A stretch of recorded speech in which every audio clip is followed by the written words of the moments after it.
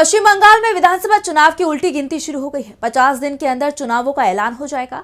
चुनाव को लेकर बीजेपी और टीएमसी दोनों ने ही अपनी पूरी ताकत झोंक दी है। बीजेपी के लिए गृह मंत्री अमित शाह ने कमान संभाली हुई है, तो ममता बनर्जी भी मैदान में उतर चुकी है। टीएमसी महासचिव अभिषेक बनर्जी ने 1 महीने की अबार जीतवे बांग्ला यात्रा शुरू कर दी है।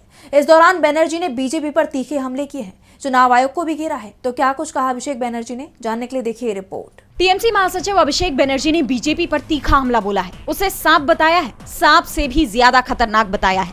1 महीने तक चलने वाली आबार जीतवे बांग्ला यात्रा के दौरान बनर्जी अलीपुरद्वार में थे। यहाँ उनकी रैली में उन्होंने कहा कि बीजेपी एक सांप की तरह है। अगर आप अपने आंगन में 1 या 18 सांप भी रखेंगे तो एक दिन वो आपको ही डसेगा। अगर बीजेपी को मौका दिया गया तो बंगाल के लोगों को ही नुकसान पहुंचाएगी। इसलिए इस बार अलीपुरद्वार के लोग विधानसभा चुनाव में ये तय कर लें कि उनके यहाँ एक भी सांप नहीं बचेगा। बीजेपी को सबक सिखाना होगा। अभिषेक बनर्जी ने बीजेपी पर संविधान बदलने की साजिश का भी आरोप लगाया और कहा कि जो लोग संविधान बदलना चाहते हैं, आखिरी में उन्हें सत्ता से बाहर जाना पड़ता है। बीजेपी की नीतियां और बयान लोकतांत्रिक मूल्यों के खिलाफ है, इसलिए प्रदेश की जनता को इस बार बेहद सतर्क रहने की जरूरत है। बनर्जी ने कहा कि बीजेपी पश्चिम बंगाल को बदनाम कर रही है। वो लोग बार बार राज्य में बांग्लादेशी और रोहिंग्या होने का दावा करते हैं।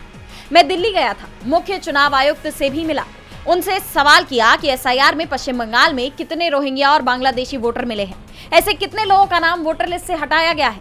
ये चुनाव सिर्फ बीजेपी को हराने का चुनाव नहीं है, बल्कि जिन लोगों ने बंगाल को बदनाम किया है उन्हें सबक सिखाने का चुनाव है। अभिषेक ने कहा कि इस बार वो दिल्ली गए थे, अगली बार सीएम ममता बनर्जी दिल्ली जाएंगी।